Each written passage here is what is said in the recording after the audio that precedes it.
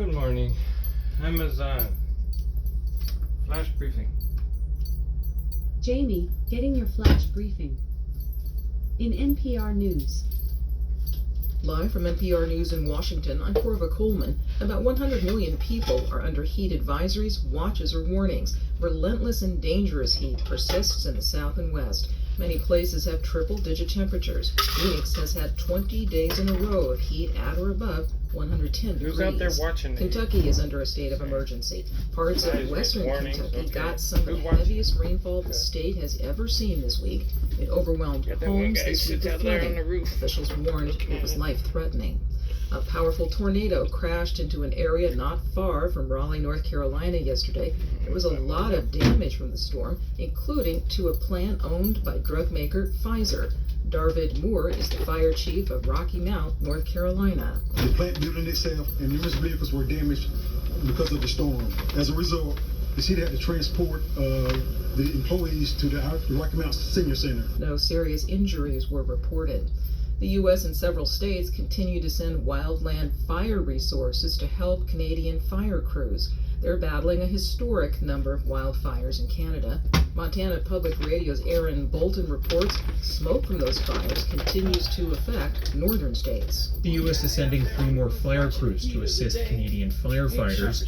Currently, there are 567 U.S. fire personnel fighting fires in both western and eastern provinces, according to the National Interagency Fire Center. Below normal fire activity in the U.S. has allowed more than 2,000 state and federal wildland firefighters to be sent to Canada. Wildfires there have burned 27 million acres so far this year. Smoke from those fires are degrading air quality from eastern Montana to Michigan, as well as in northeastern states.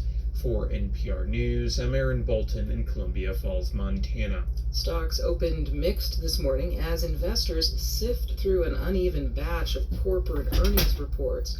NPR's Scott Horsley reports the Dow Jones Industrial Average jumped about 223 points in early trading.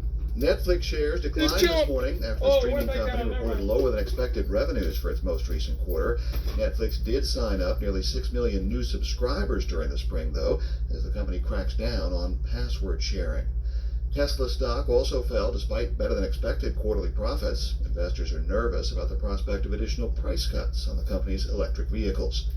United Airlines profits flew to record heights in the quarter, thanks to falling jet fuel prices and strong demand for international travel.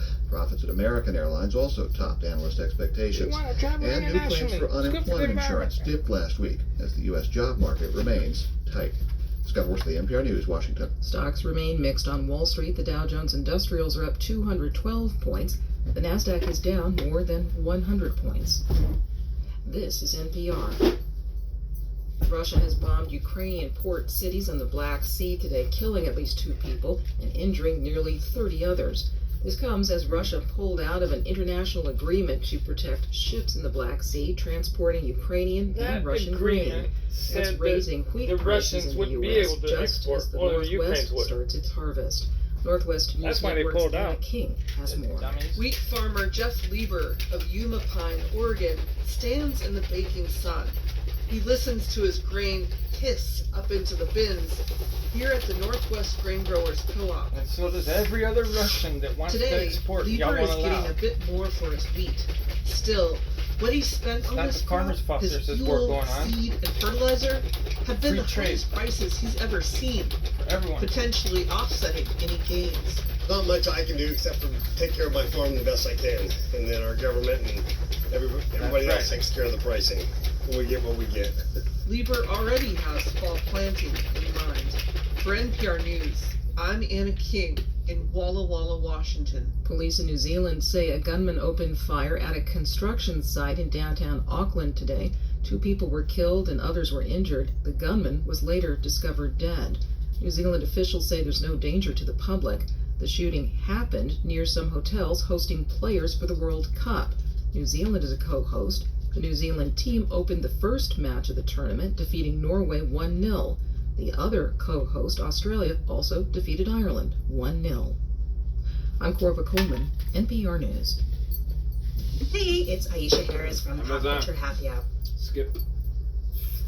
In NASA News.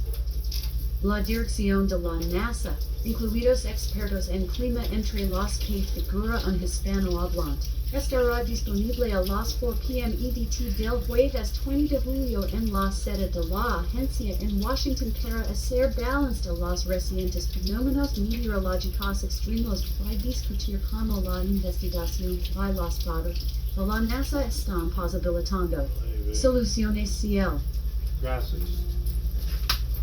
During an Investing in Jose America de nada. event Tuesday with NASA leadership, the Small Business Administration, FBA, announced the space agency earned an A for the 6th consecutive year for its work with small businesses, exceeding its goals by 18%.